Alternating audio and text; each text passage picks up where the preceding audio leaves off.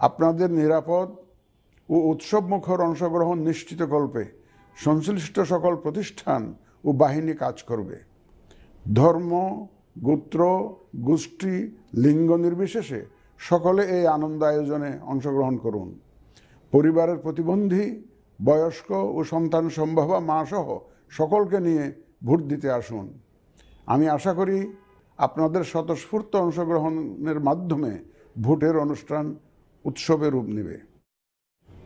প্রবাসে বসবাসরত প্রিয় ভোটারগণ, প্রবাস থেকে ভোটদানের জন্য নিবন্ধন কার্যক্রম গত 18 নভেম্বর থেকে চলমান আছে। আগামী 25 ডিসেম্বর পর্যন্ত পোস্টাল ভোট বিডি অ্যাপের মাধ্যমে পৃথিবীর যে কোনো স্থান থেকে ভোটদানের জন্য আপনারা নিবন্ধন করতে পারবেন।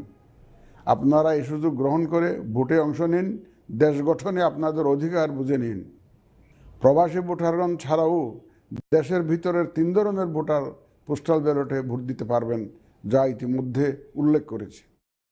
প্রবাসী ভোটারগণের পাশাপাশি এই 3 ধরনের ভোটারগণ আগামীকাল থেকে শুরু করে আগামী 25 ডিসেম্বর 2025 পর্যন্ত পোস্টাল ভোট বিডি অ্যাপের মাধ্যমে এবং নির্ধারিত পদ্ধতিতে পোস্টাল ভোটের জন্য নিবন্ধন করতে পারবেন। ব্যক্তি ভোটার ও প্রতিষ্ঠানসমূহের প্রতি আমার আহ্বান, আসুন আমরা আমাদের ভোটাধিকার নিশ্চিত করি এবং ভোটে অংশ নেই। প্রিয় দেশবাসী, বর্তমান সময়ে সামাজিক যোগাযোগ মাধ্যমে বিভিন্ন বিভ্রান্তিমূলক তথ্য ছড়ানো হয়ে থাকে। বিশেষ করে কৃত্রিম বুদ্ধিমত্তা ব্যবহার করে অসত্য তথ্য ও অপতথ্যের বিস্তার দিনকে দিন বেড়ে চলেছে। প্রতিপক্ষ দল ও প্রার্থীকে হেয় করার পাশাপাশি নারীদের প্রতি বিদ্বেষমূলক প্রচারণা আমাদের ঐতিহ্যকে ক্ষুণ্ণ করে এবং নির্বাচনকে কলুষিত করে। দেশের প্রচলিত আইন অনুযায়ী এসব রোধে প্রয়োজনীয় ব্যবস্থা গ্রহণ করা হবে। আপনাদের প্রতি আমার বিশেষ অনুরোধ, অসত্য এবং অসৎ উদ্দেশ্যে প্রচারিত কোনো তথ্যে কান দিবেন না, গ্রহণ করবেন না। মনে রাখবেন, অসত্য তথ্য শেয়ার করাও শাস্তিযোগ্য অপরাধ। আমি এবার নির্বাচনে অংশগ্রহণে ইচ্ছুক প্রার্থীর কথা বলতে চাই। আসুন আমরা আচরণবিধি মেনে একটি শান্তিপূর্ণ ও উৎসবমুখর নির্বাচন নিশ্চিত করি। শান্তিপূর্ণ সহাবস্থান এবং পারস্পরিক শ্রদ্ধা নিশ্চিত করে ভোটারদের বিশ্বাস ও আস্থা অর্জনই হোক আপনাদের লক্ষ্য। নির্বাচনে দায়িত্ব পালনকারী প্রিয় সহকর্মীবৃন্দ, নির্বাচন কমিশন স্বচ্ছতা, নিরপেক্ষতা এবং দৃঢ়তার সাথে দায়িত্ব পালনে বদ্ধপরিকর। কমিশনের অংশ হিসাবে আপনারা নির্ভয়ে সততা ও নিরপেক্ষতার সাথে দায়িত্ব পালন করবেন। মনে রাখবেন, এ ব্যাপারে কোনো শিথিলতা বা গাফিলতি হবে না। একটি সুন্দর ও গ্রহণযোগ্য নির্বাচন অনুষ্ঠানে সংবাদ মাধ্যম ও পর্যবেক্ষক সংস্থার সহকর্মীদের ভূমিকা অপরিসীম। আপনারা স্বাধীনভাবে সর্বোচ্চ পেশাদারিত্ব, নিরপেক্ষতা ও বস্তুনিষ্ঠতার সাথে আপনাদের দায়িত্ব পালন করবেন, এটি আমাদের প্রত্যাশা। প্রিয় দেশবাসী, আমি এই পর্যায়ে নির্বাচনী তফসিল তথা নির্বাচন সংক্রান্ত সময়সূচি ঘোষণা করছি।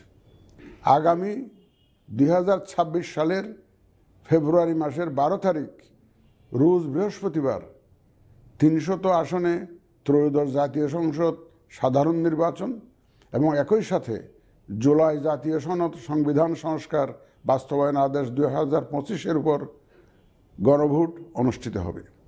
ত্রয়োদশ জাতীয় সংসদ নির্বাচনের জন্য মনোনয়নপত্র দাখিলের শেষ তারিখ আগামী 29 ডিসেম্বর 2025 রোজ সোমবার। মনোনয়নপত্র বাছাই হবে আগামী 30 ডিসেম্বর 2025 রোজ মঙ্গলবার হতে 4 জানুয়ারি 2026 রোজ রবিবার পর্যন্ত। রিটার্নিং অফিসারের আদেশের বিরুদ্ধে কমিশনে আপিল দায়েরের শেষ তারিখ 11 জানুয়ারি 2026 রোজ রবিবার।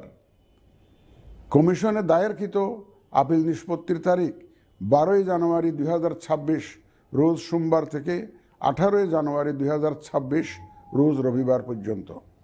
প্রার্থিতা প্রত্যাহারের শেষ তারিখ 20 জানুয়ারি 2026 রোজ মঙ্গলবার। রিটার্নিং অফিসার কর্তৃক চূড়ান্ত প্রার্থী তালিকা প্রকাশ ও প্রতীক বরাদ্দ 21 জানুয়ারি 2026 তারিখ রোজ বুধবার।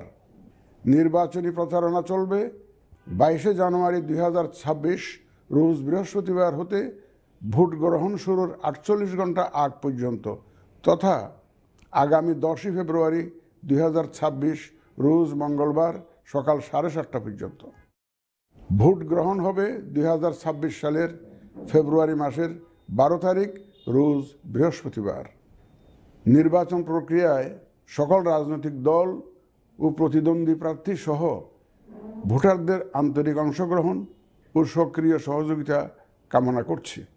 সকলের প্রতি আমার আহ্বান, আসন্ন ত্রয়োদশ জাতীয় সংসদ নির্বাচন ও গণভোট সফল করে আমাদের গণতান্ত্রিক অগ্রযাত্রায় ঐতিহাসিক ভূমিকা রাখুন। মহান আল্লাহ আমাদের সহায় হন।